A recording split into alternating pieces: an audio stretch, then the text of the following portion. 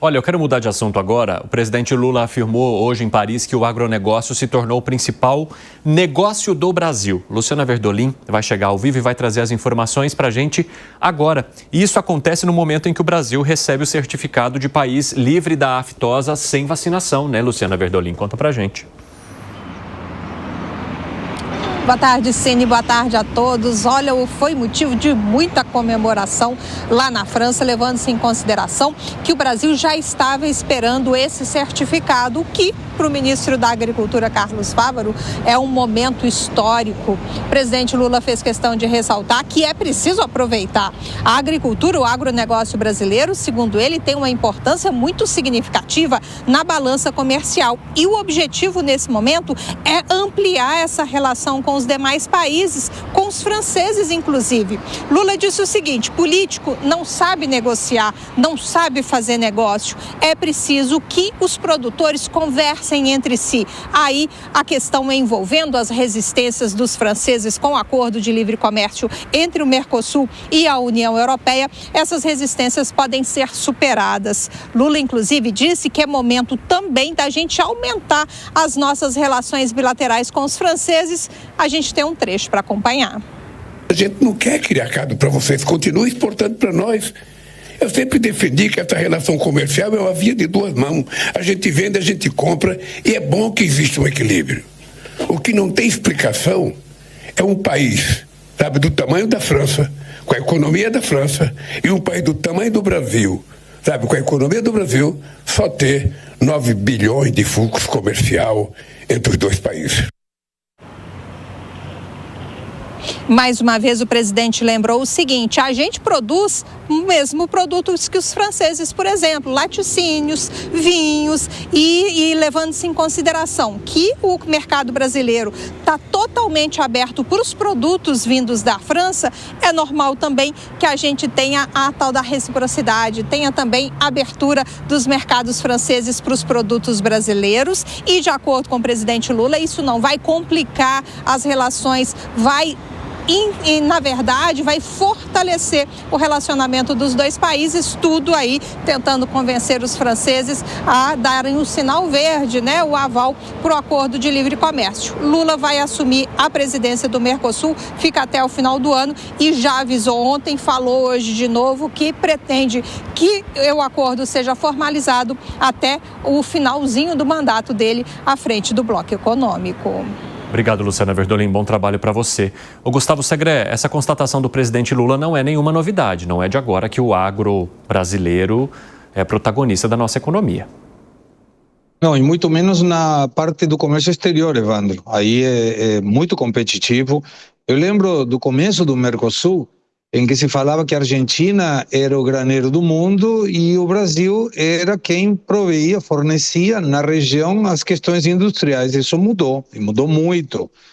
Falávamos ontem, vale a pena lembrar agora, o Brasil chega a ter regiões e produtos com 3 safras no ano. Isso é muita produtividade junta. Agora, tentando clarificar uma fala do presidente, os países não compram e vendem nada. Não tem um CNPJ Brasil que vende para outro CNPJ França ou ao contrário. São empresas que compram e vendem, e não da França ou do Brasil porque o presidente Lula tenha ido visitar. Não, tem a ver com competitividade, com demandas, com tecnologias, com preços e com financiamentos também.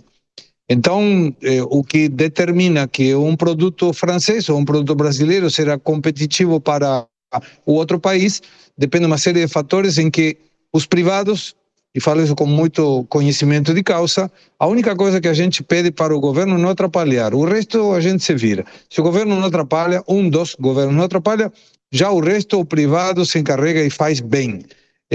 Os 9 bilhões é pouco, claro, é pouco, mas isso tem a ver com algumas explicações que possam ser falta de produtividade, produtos que o outro país está já produzindo e por isso não tem uma demanda necessária para ser importado, ou alguma questão vinculadas com alguma, não apenas barreiras tarifárias, porque de fato são para todos, senão não tarifárias. Alguma questão que algum produto brasileiro não possa entrar na França por alguma questão não tarifária, ou seja, requisito de registro, alguma coisa, ou ao contrário e vice-versa também.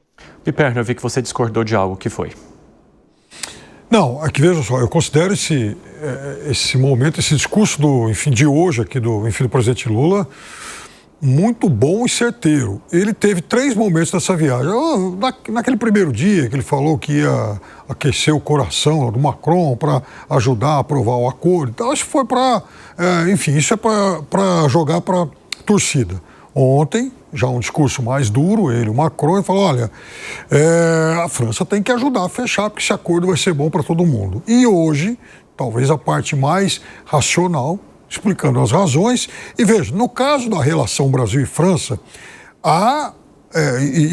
eu sou obrigado de novo a concordar com o presidente Lula que esse fluxo comercial é medíocre, é mais ou menos 1,5 bilhão do fluxo comercial, 1,5% do fluxo comercial do Brasil, da corrente comercial do Brasil durante um ano. É muito pouco, né? A gente está falando de 2 das 10 maiores economias do mundo e o Brasil faz, por exemplo, mais comércio com economias que são até bem menores que as da França. Então, realmente tem que melhorar isso. Segundo, no caso de Brasil e França, especificamente, os governos participam muito dessas transações. Por quê? Porque, por exemplo, o Brasil foi quem escolheu a França como fornecedora das tecnologias para construção, por exemplo, do submarino nuclear. Então, isso foi uma decisão de governo. Então, no caso específico desses 2 países, as decisões de governo, elas são responsáveis por grande parte desse fluxo comercial. Agora, quando o presidente da República faz essa alusão ao agronegócio, ele tem razão, porque o agro é responsável por mais ou menos metade das exportações do Brasil. Ele não é responsável por metade do PIB brasileiro, mas da balança comercial, sim. Fala, Langani. Olha só, o agronegócio, evidentemente, que é bastante importante. Quando a gente fala só da agropecuária, é 5% do PIB. Mas o agronegócio, a cadeia como um todo, Evandro, considerando indústria e serviço, porque o agronegócio não é uma atividade essencialmente extrativista ou de pecuária. É muito mais do que isso. Quando pensa num suco de laranja, quando é exportado, né? Ou toda a cadeia de serviços envolvida, aí a gente fala em 27% do PIB. Agora, o que me chama a atenção no discurso de ambos os presidentes, Evandro, é o seguinte, o liberalismo, ele interessa em discurso. Cai muito bem, é muito bonito, vamos reduzir tarifa protecionista, vamos chegar num acordo, isso vai ser bom para o consumidor de ambos os países. Agora, na prática, é muito difícil de ser implementado, por quê? Por conta dos grupos de interesse. Então, no caso da França, evidentemente que o Macron protege a sua agropecuária. Por quê? Porque o agronegócio brasileiro iria atropelar a agropecuária francesa, mas, por sua vez, também, o Brasil é extremamente protecionista com a indústria nacional, por exemplo, né, com as compras governamentais que são cativas para essa indústria, né? Então, você compra da indústria nacional e não vai comprar da indústria francesa. Então, quando ocorrer um acordo de livre comércio, o que as partes devem entender? Que vão ter setores, isso é o mundo real, setores perdedores e setores ganhadores. Mas entre mortos e feridos, quem sai ganhando? A população de ambos os países. Que foi, Piperno? Entre Lula, Trump e Macron, quem é que está mais à esquerda? Isso é boa. Não, é o Lula. Conversa isso. É o Lula. Só que quem é que defende mais a abertura comercial nesse caso? O Lula, quando defende um acordo com a União Europeia, o Trump, quando implanta medidas protecionistas, ou o Macron, quando não quer acordo com o agro brasileiro? Quem quer responder? Pergunta foi boa. Fala. Eu. Responda, Zé. Olha só, eu vendo o Alan falando aí, achei que fica assim emocionado. O cara fala bem e entende do babado, né? Aí dá aquela frase lá do Chico Anísio, eu queria ter um filho desse, né? Lembra desse livro? Opa! Pô, Zé, vindo de você, eu ganhei minha cesta, pô. Obrigado, Zé. Olha só, a gente tinha aqui na rádio Jovem Pan um sistema de receber cartas, né? E as cartas que vinham para Carlos Chagas, que tinha origem de esquerda, né? Ele era mais ligado ao PDT, eram cartas de generais aposentados e tal, e de direita. Então, Piperno, a direita, um certo ponto da direita, ela é nacionalista, protecionista, aos extremos, e é isso que justifica. Então, é um liberal, é um de direita, mas que se confunde com a esquerda, mais a esquerda, que também é nacionalista, aos extremos, é protecionista. Então, os dois se confundem. Eu me lembro que um presidente da Câmara, falando desse projeto, foi discutido do PC ao PCdoB, ao Partidão ao PCdoB, ou seja, os dois radicais, quer dizer, deu uma volta. Então, é assim a história. E o Alan, eu aprendi com ele essa história de quanto mais liberal, melhor a economia, porque ensina. Veja bem, os produtos franceses entrando aqui no Brasil e vão entrar e vão arrebentar com indústrias de cosmético. Imagine os cosméticos franceses entrando aqui a preço barato e a indústria nacional aí dessas lojas que existem aqui, as empresas nacionais. Vão entrar em dificuldade, mas aí o que vai acontecer? Elas vão se aprimorar, aprender com os franceses, vão lá aprender e melhorar o produto brasileiro. No primeiro momento, parece difícil, mas melhora. E mais, o agro não é um agro único. Existem áreas elaboradas de exportação, existe o agro de negociação, o atravessador que vai lá e compra, e embala e elabora, e assim por diante. Na história da economia mundial, a gente aprendeu que commodities não levam à riqueza, que não ajudam a exportar commodities ou produto extrativista, né, bruto. É melhor elaborar e industrializar. E o Brasil está se dando bem exportando commodities, minérios, gás, que são as duas pautas de exportação do Brasil. Agronegócio e área de mineração e gás e petróleo. São esses dois, né? E aprendi também com o Alan a história seguinte. Então, para que ficar dando subsídio, investindo, gastando dinheiro público numa indústria de automóveis, por exemplo? Para quê? Para quê? Isso não emprega, não ajuda em nada. Quer dizer, vamos focar, é o que um livro de administração diz o seguinte, dar força à força.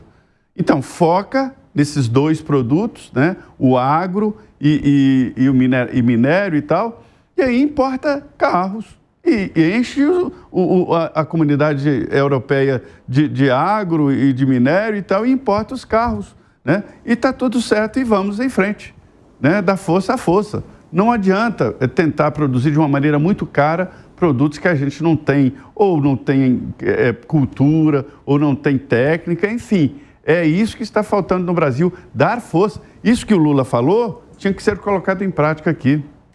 O Gustavo Segré quer responder também a pergunta aqui do Piperno. Diga, Segré.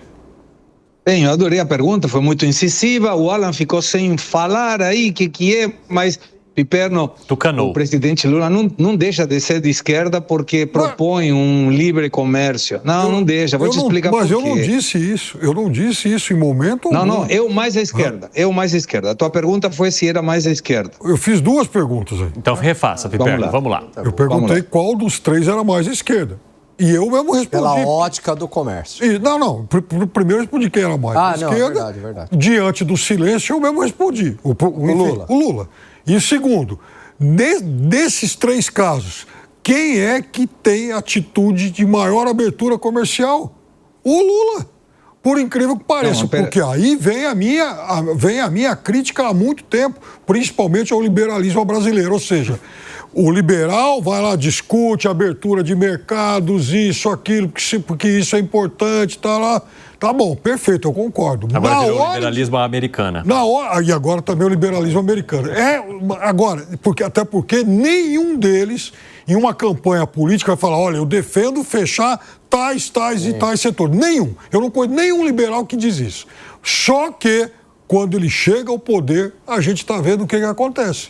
Vai lá, Segré. Então vamos lá, a pergunta, o presidente Lula continua sendo mais esquerda de todo e não é apenas uma fala com abertura comercial que muda o conceito do que é esquerda, do que é direita, do que é conservadorismo e do que é progressismo. Sobretudo porque o presidente Lula defende uma abertura comercial, primeiro, que ele sabe que não vai sair. Então eu posso falar o que quiser, não vai sair. Ela vai sair, independentemente da França querer ou não, ela vai sair. Pode demorar, mas ela vai sair. Bom, vamos ver lá na frente então, quem vai acertar. O presidente colocou 6 meses, senão ele não deixa a presidência pro tempore assim esse acordo sair do papel.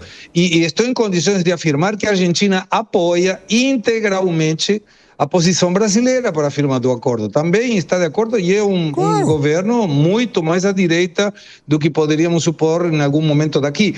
Mas a fala de Trump, mesmo sendo um republicano com ideias econômicas liberais, o que está tentando fazer, e já conseguiu, e o resultado está à vista, é equilibrar o comércio exterior. Não é apenas uma situação de protecionismo porque sim. Caiu o déficit da balança comercial americana a 55,5%.